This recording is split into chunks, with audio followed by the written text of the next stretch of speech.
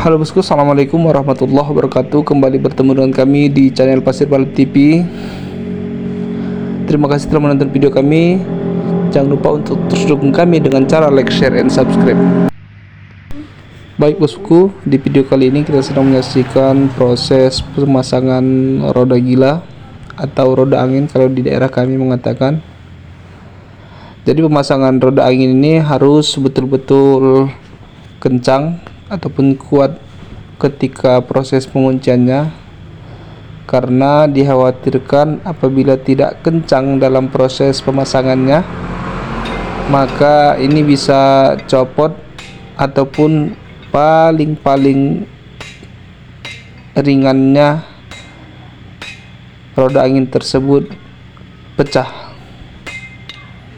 ataupun retak.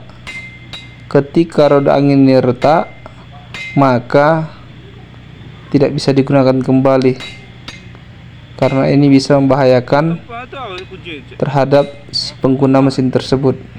Maka kita harus pastikan penguncian roda angin ini harus benar-benar kuat dan tepat, jangan baling dan jangan tidak kuat ketika mengunci.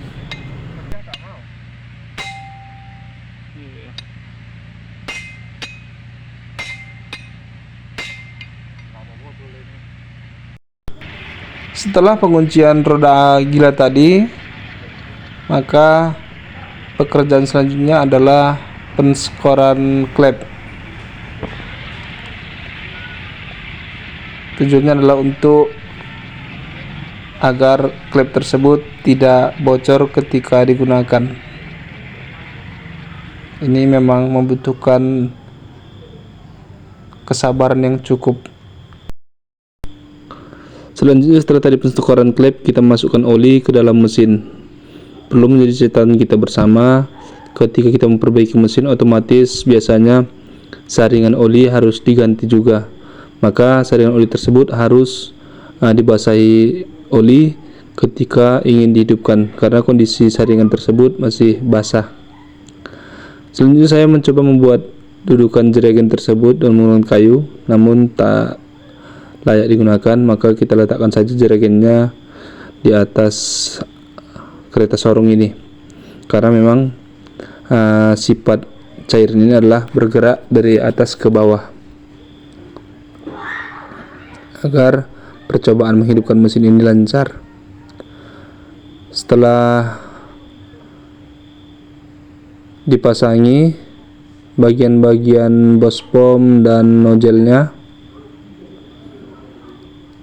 kita coba naikkan dan hubungkan jerigen dengan saringan minyak, ya, dengan tujuan agar bisa dilihat dulu bagaimana kelancaran minyaknya ataupun solarnya, karena memang dari semua aspek harus dilihat juga. Besaran minyaknya bagaimana, tembakan minyaknya bagaimana, lancar atau tidak. Hal itu perlu diperhatikan agar tidak terjadi kendala ketika kita bekerja di tengah-tengah sungai. Baik bosku, untuk sementara waktu begini dulu kondisinya. Jerigennya kita letakkan dulu di atas angkong ini, karena memang posisinya harus di atas, lebih tinggi dari mesin. Kemudian ketika ingin mencoba menghidupkan mesin ini, jangan lupa untuk diisi dengan air tangkinya seperti ini, agar mesinnya tidak kepanasan, karena memang gesekan antara piston dan pouring itu menimbulkan panas yang sangat luar biasa. Panggilannya bang katanya.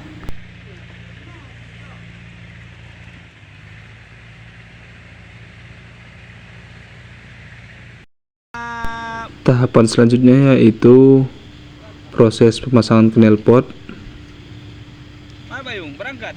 Fungsinya adalah untuk menjaga mesin ini tidak masuk kotoran baik pasir, air maupun benda-benda asing lainnya. Kemudian agar asapnya itu terarah dan tidak membuat pedih mata kita ketika kita bekerja.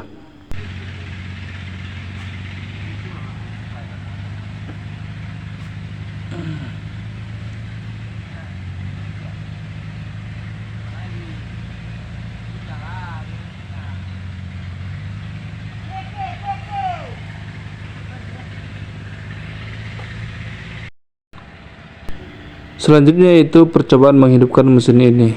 Ini merupakan percobaan perdana. Kita coba dulu 1, 2, 3. Belum ya. Jadi ini bukan proses menghidupkan ya, tapi untuk membasahi seluruh komponen-komponen dulu dengan oli.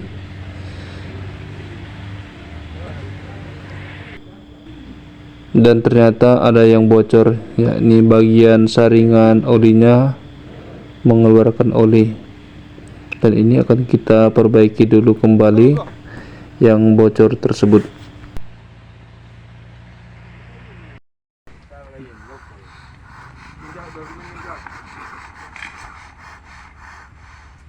Kasih bau cek enggak?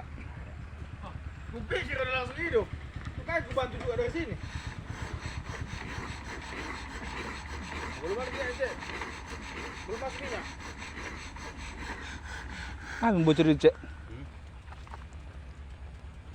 Minyak belum masuk.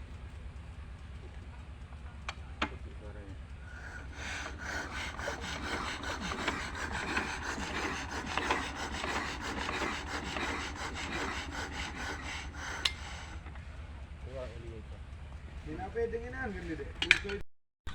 Yanmar, Dongpeng kan. Sakai, apa namanya itu? Jangdong. Bocor kelas kompres ini.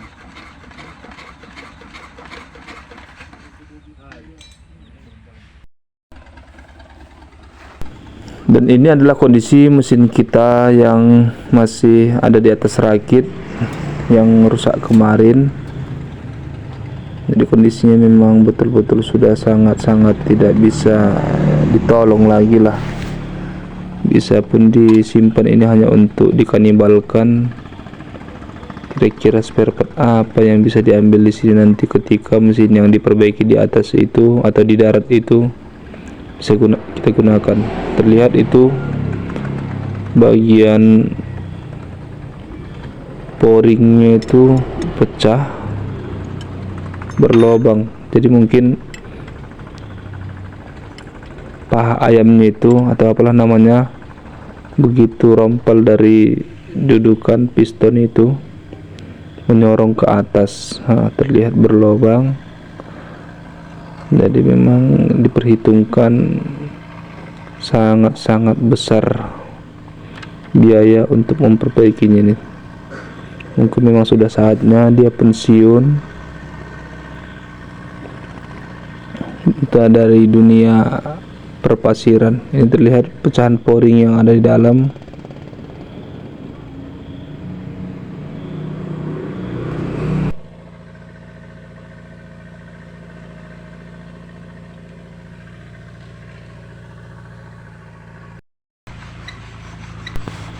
Lanjut, ini merupakan percobaan yang kesekian kalinya untuk dihidupkan, namun masih belum berhasil juga.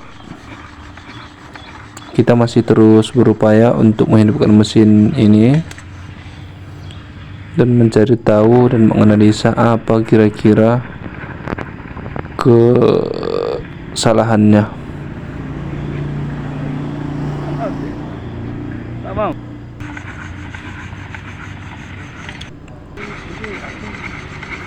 Sudah lebih dari 10 kali bengkel ini mencoba menghidupkan, namun tidak berhasil.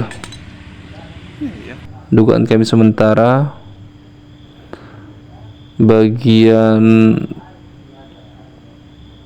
bundelan dari as itu ada yang menyentuh ke arah nozzle itu tidak mengenai, karena memang kami dengarkan suara minyak itu tidak terlalu lancar.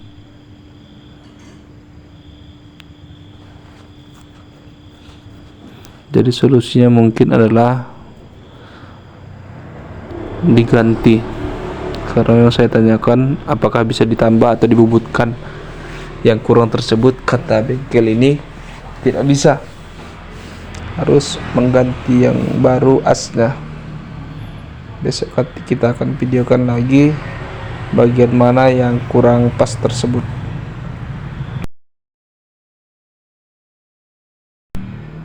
Sudah lebih dari 5 kali saya mencoba untuk menghidupkan mesin ini, namun tidak ada menunjukkan hasil tanda-tanda bahwa dia akan memang hidup.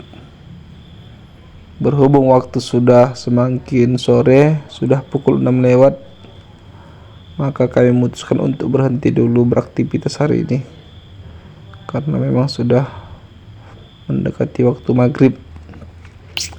Jadi rencana besok harinya akan dilakukan kembali perbaikan ini. Mudah-mudahan doa teman-teman bisa membantu kami dalam memperbaiki mesin ini dan bisa bekerja kembali seperti sedia kala. Terima kasih.